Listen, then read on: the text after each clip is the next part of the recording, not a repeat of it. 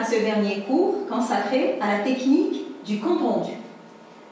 Vous êtes souvent amené dans la vie sociale à rendre compte de faits, d'actions, d'événements, de films ou de lectures que vous avez appréciés à une ou à des personnes présentes parmi vous ou peut-être absentes.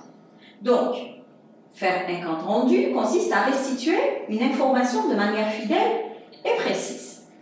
Découvrons ensemble la définition du compte-rendu. Donc, qu'est-ce qu'un compte-rendu? Le compte-rendu, qui soit objectif ou critique, au même titre que le résumé, est la contraction d'un texte initial qu'on appellera T1 en un texte T2 en restituant l'information de manière fidèle et précise. La rédaction de ce compte-rendu requiert les mêmes compétences que le résumé, c'est-à-dire assimiler correctement l'information d'un texte, déterminer l'idée principale, ensuite distinguer les éléments pertinents des éléments superflus et surtout reformuler dans votre propre style les idées retenues.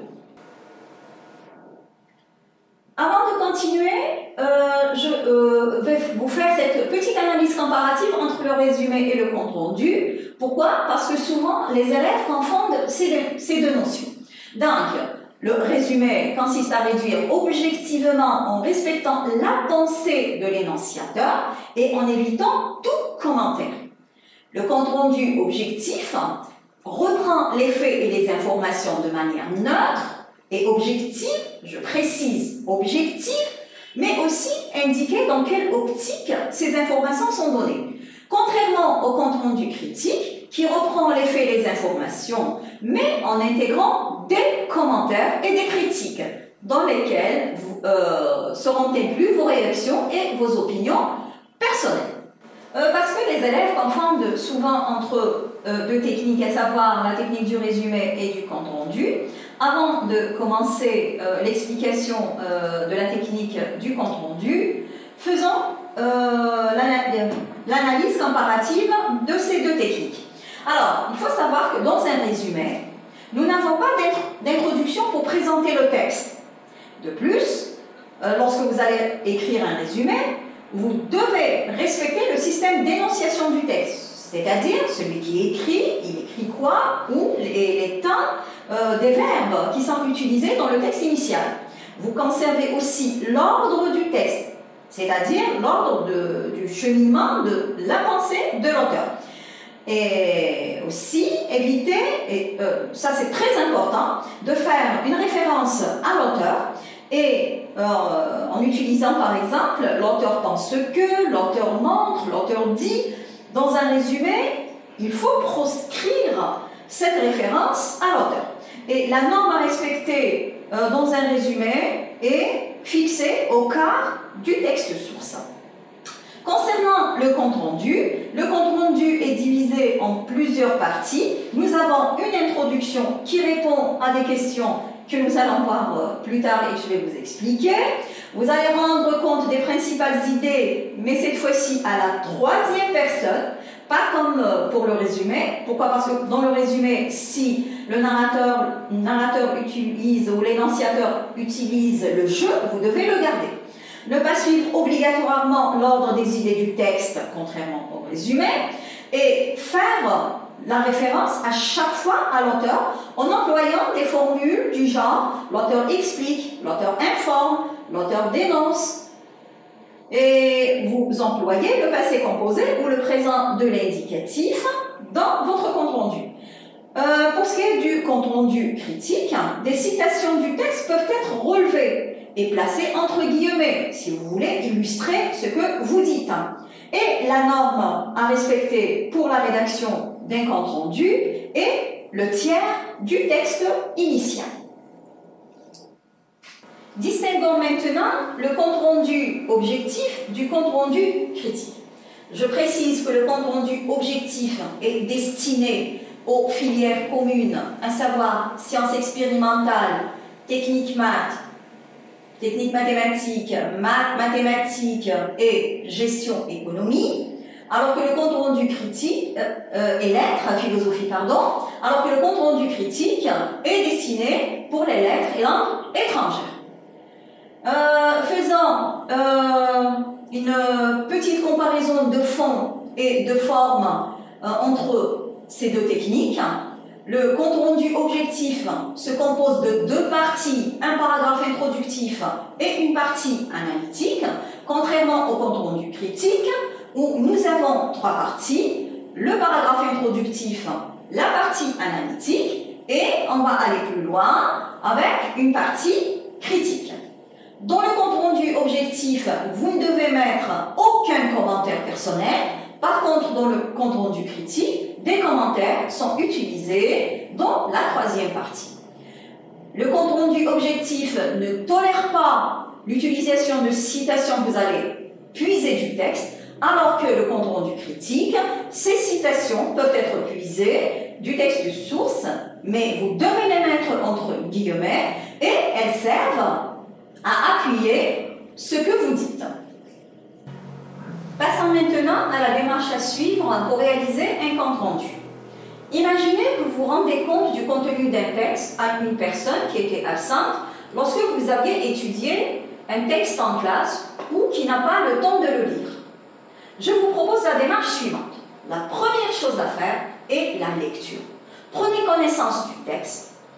Et quand je parle du texte, je précise sans paratexte et sans contenu, à travers quelques lectures, 2 à 3 lectures, parce qu'une seule lecture ne vous suffira pas pour cerner toutes les idées contenues dans ce support.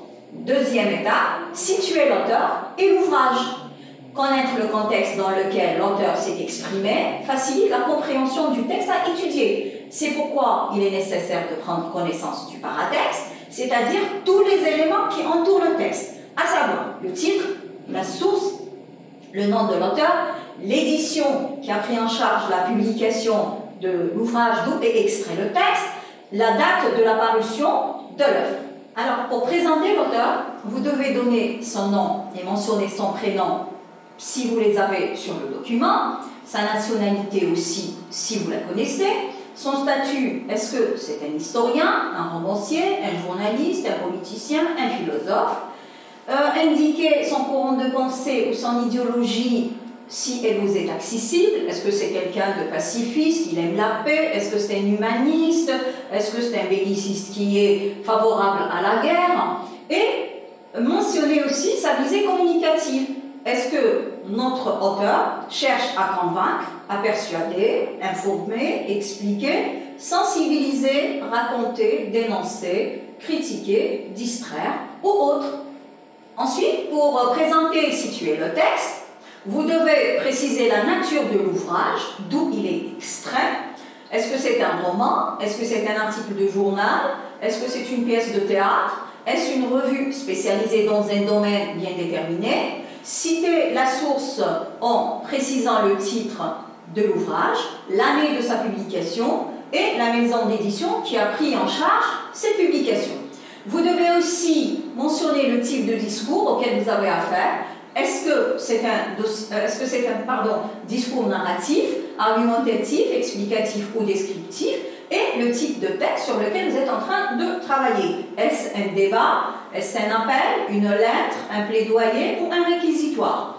Mentionnez le titre du support s'il existe, relevez le thème ou les thèmes abordés dans le texte, expliquez les circonstances dans lesquelles l'auteur a écrit ce texte-là, identifier son ou ses destinataires, à qui il le destine, et signaler enfin le nombre de paragraphes qui composent le texte.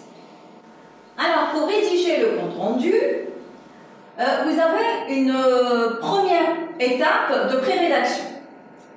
Cette pré-rédaction va se faire soit directement sur le texte sur lequel vous travaillez, ou alors sur une feuille de brouillon. Alors, crayon en main, lisez globalement le texte. J'ai précisé qu'une seule lecture n'est jamais suffisante, au moins 2 lectures, afin d'en saisir les idées principales. Après la lecture complète du texte, on devrait être en mesure de répondre aux questions suivantes qui guideront votre rédaction. Quel est le thème abordé? Quelle est la problématique posée par l'auteur dans ce texte? Quelles sont ses idées principales? Quelles sont ses idées secondaires? Et quelle solution l'auteur propose-t-il à la fin? Et quelle idée principale de chaque partie?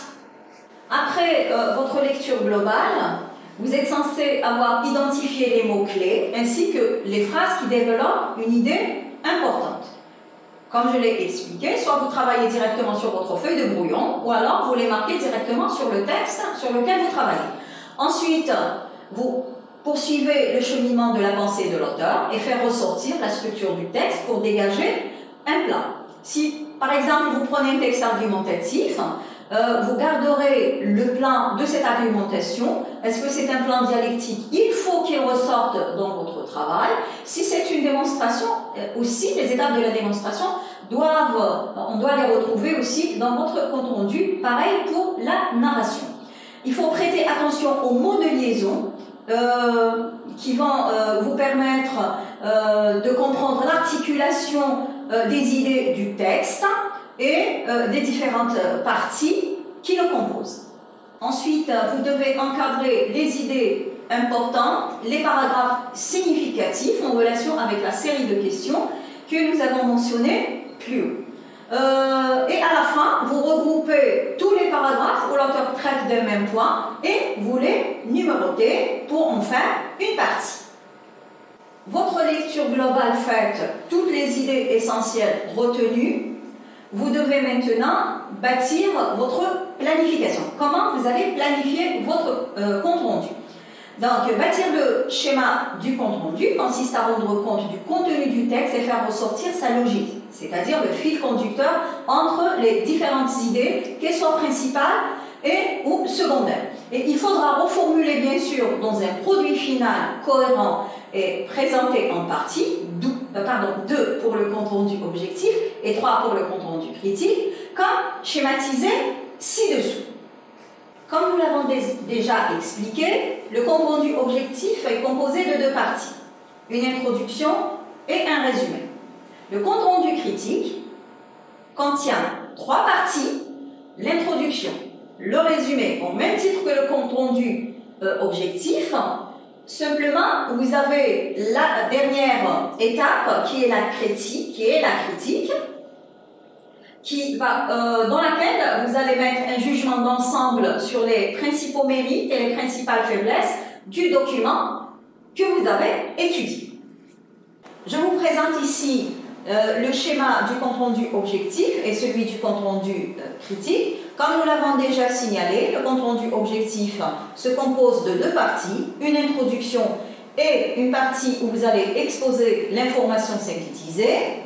Dans le compte rendu critique, on dépasse ces 2 parties vers une 3e qui est la critique, qui portera un jugement d'ensemble sur les principaux mérites et les principales faiblesses du document étudié. Nous allons passer maintenant à une étape très importante qui est la rédaction. Nous allons travailler partie par partie. Nous allons essayer de rédiger l'introduction que nous appelons la partie contextuelle. Votre compte rendu doit être clair, cohérent et honnête. Ceci n'est possible que s'il est bâti autour de l'idée directrice du document original situé dans son contexte. C'est pourquoi je vous renvoie aux éléments paratextuels. Donc, on va donner dans l'introduction la référence complète et exacte du document étudié, c'est-à-dire l'auteur et l'ouvrage. Je vous renvoie donc au chapitre que nous avons déjà étudié auparavant, situer l'auteur et l'ouvrage.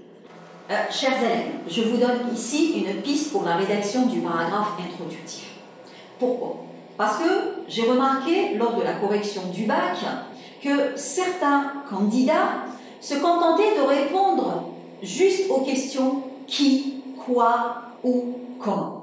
Votre paragraphe introductif doit être rédigé. Donc, je vous fais cette proposition.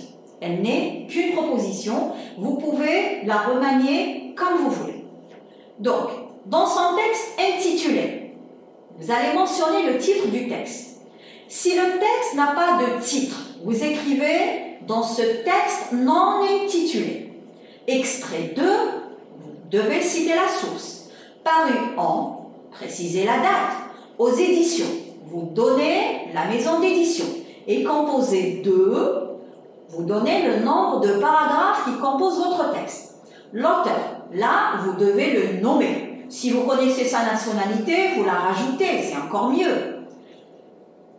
Vous écrivez le nom mentionné au niveau de la source, et si vous avez d'autres informations sur lui, son statut, son origine, rajoutez-les, cela valorisera votre travail. Si le texte est anonyme, vous mettez l'auteur non identifié, aborde, développe le thème de. Et là, vous précisez le thème traité dans le texte, dans le but de, par exemple, d'informer, expliquer, dénoncer, convaincre. Tout cela est fonction de la visée de l'auteur et du texte sur lequel vous êtes en train de travailler.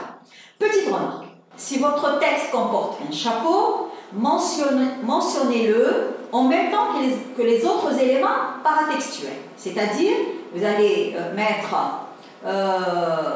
paru en, vous dites la date, aux éditions, et composé de tant de paragraphes et d'un chapeau. Passons à la deuxième partie. Comme je l'ai expliqué, la deuxième partie du compte-rendu est la partie textuelle dans laquelle vous allez exposer l'essentiel de l'information que vous avez retenue. Donc, il faut écrire un compte-rendu en reprenant et en reformulant autrement, et je le précise, avec vos propres mots, les idées majeures du texte. Vous devez rédiger à la troisième personne sous forme de texte suivi, en utilisant au besoin les expressions consacrées telles que selon l'auteur. Afin que les lecteurs suivent aisément votre propos, découpez votre texte en paragraphes courts. Chacun d'eux développera un thème principal unique. Je vous propose ici une piste pour la rédaction de votre partie textuelle. Attention, comme je l'ai déjà précisé, votre partie textuelle doit être rédigée en 2 ou 3 paragraphes qui doivent se suivre et sans préciser première partie, deuxième partie, etc. Vous devez à chaque fois faire référence à l'auteur en utilisant l'auteur commence, il ajoute, il nous fait remarquer que, il précise que, l'énonciateur affirme que, d'après lui, et pour structurer votre raisonnement ou votre développement, vous devez recourir aux articulateurs d'enchaînement ou d'énumération, d'abord, ensuite, par ailleurs, en outre, en définitive. Nous arrivons à la critique, qui est la partie commentative, c'est-à-dire là où vous devez faire vos commentaires. Ces commentaires appréciatifs concourent à traduire votre point de vue sur le texte ou la thématique abordée. Que ce soit un point de vue positif, négatif ou mitigé, le but est de susciter l'adhésion des lecteurs. Pour y arriver, vous devez tout à la fois éveiller l'intérêt du lecteur en dressant un portrait clair et évocateur de l'objet étudié, faire en sorte qu'il se sente impliqué dans votre discours, préserver votre crédibilité en pondérant vos jugements, c'est-à-dire ne pas juger n'importe comment l'objet étudié, au moyen d'adverbes, par exemple, peut-être, du moins, certainement ou sans doute, ou alors des verbes pouvoir, sembler, paraître, qui vont atténuer vos critiques. Petite remarque. Cette partie commentative peut suivre, peut suivre le développement, la deuxième partie.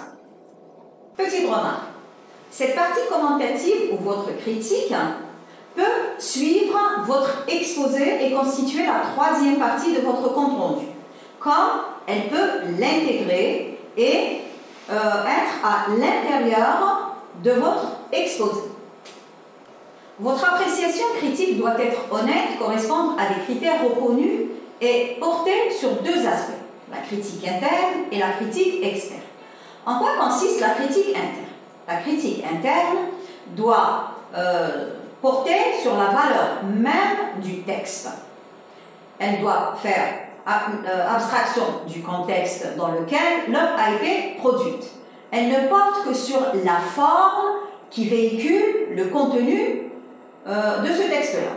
Par exemple, on doit s'intéresser à la cohérence et la logique de l'ouvrage, l'attitude des idées à retenir l'attention, la rigueur de l'argumentation, le choix des idées exposées, la forme et le style. Et pour y arriver, on peut se poser les questions suivantes. De la structure générale du texte, des différentes parties, de ses sous-parties. La problématique que l'auteur expose est-elle formulée clairement ou vaguement? Quelle est la qualité et la valeur de l'idée principale et celle des idées secondaires? La thématique abordée est-elle bien illustrée? Que penser de la cohérence et l'organisation du texte? En quoi les procédés littéraires auxquels a eu recours l'auteur sont-ils pertinents? La solution ou la conclusion, selon le texte que vous avez à traiter, découle-t-elle logiquement des arguments exposés? La critique externe, par contre, elle va porter davantage sur la valeur de l'œuvre et son intérêt dans son contexte social, littéraire et scientifique. C'est pourquoi on doit recourir à d'autres auteurs de la même époque ou d'une époque ultérieure qui abordent le même thème ou un thème apparenté et évaluer son originalité par rapport à d'autres, sa pertinence. Mesurer l'apport du texte à l'avancement d'une idée, d'un thème, d'une discipline scientifique ou à l'expression d'un courant littéraire. Petite remarque. Par convention, vous ne devez pas rédiger la critique en utilisant le pronom personnel je ou nous. Normalement, on ne doit pas le faire. Mais il n'est pas interdit de l'employer non plus. Seulement, il ne faut pas exagérer dans son emploi. Je prends l'exemple de la main de mon patient que nous avons étudié précédemment dans la Nouvelle Fantastique. Si je veux apporter une appréciation, je pourrais dire la main de mon patient est sans doute la Nouvelle Fantastique la plus célèbre du 19e siècle. Je vous propose ici une piste pour rédiger votre critique. Je tiens à préciser qu'il n'existe pas une façon unique de le faire. Mais vous devez toujours commencer en introduisant un articulateur de conclusion. En définitive, l'auteur a abordé clairement un thème d'actualité, ou alors, si c'est un texte d'histoire, vous allez dire à rapporter un fait d'histoire. Si c'est un texte argumentatif, vous dites soulever un problème de, ou dans le texte exhortatif, c'est valable aussi. Très important dans un vocabulaire simple, clair et accessible. Si le vocabulaire ne l'est pas, il faut le préciser. Mais bien sûr, en illustrant par quelques mots que vous avez jugés difficiles.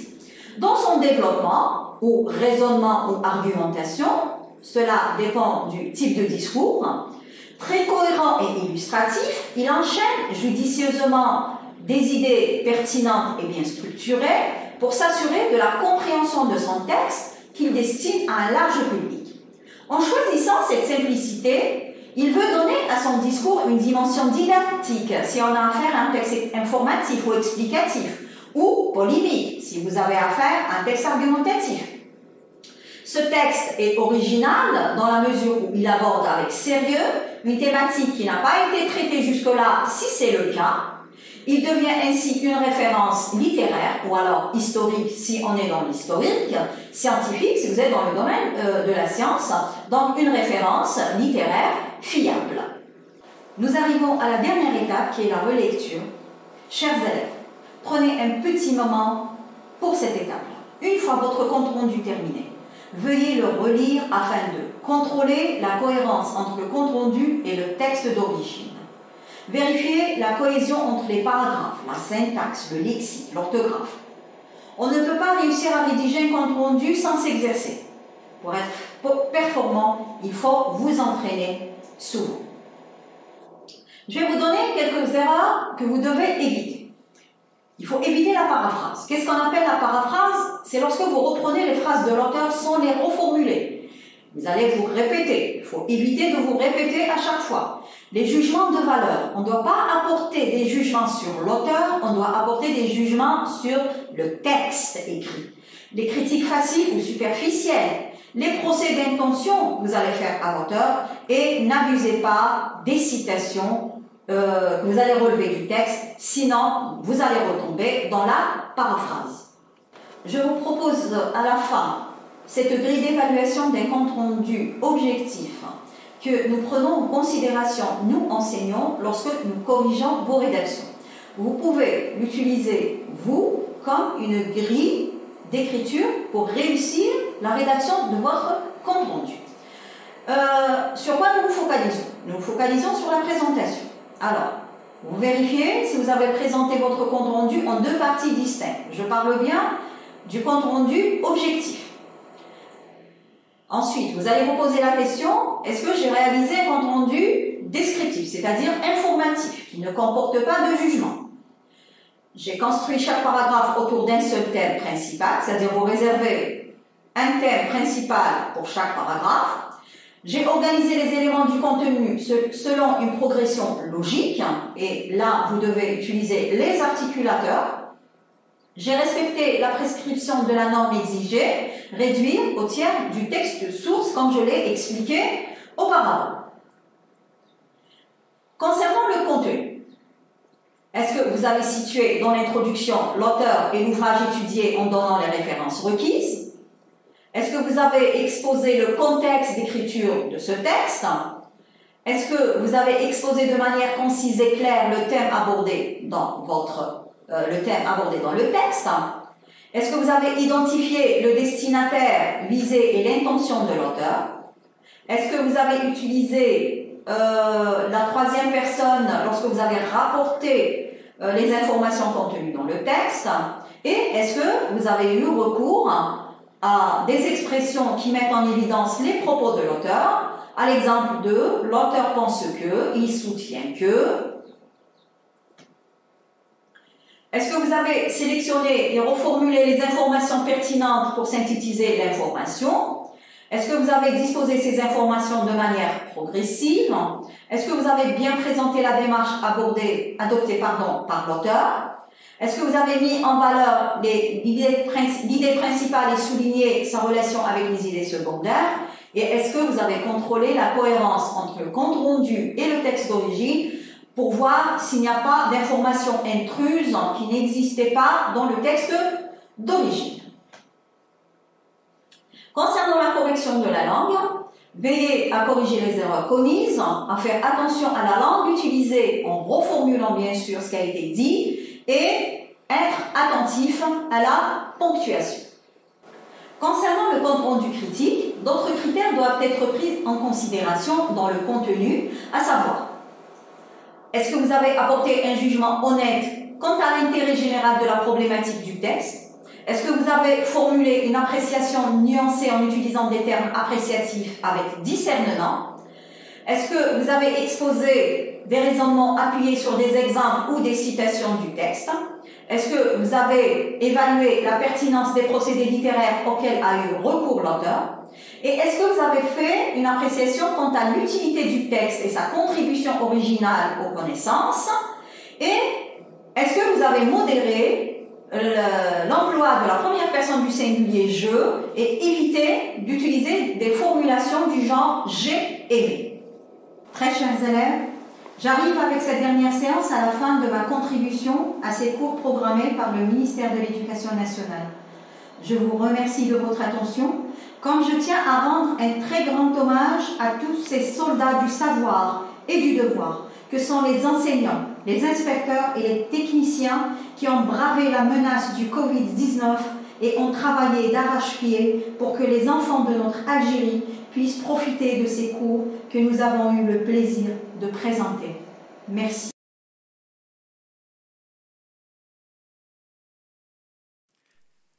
شكرا على المشاهدة. لا تنسوا الاشتراك في القناة، الضغط على الجرس، الإعجاب بالفيديو.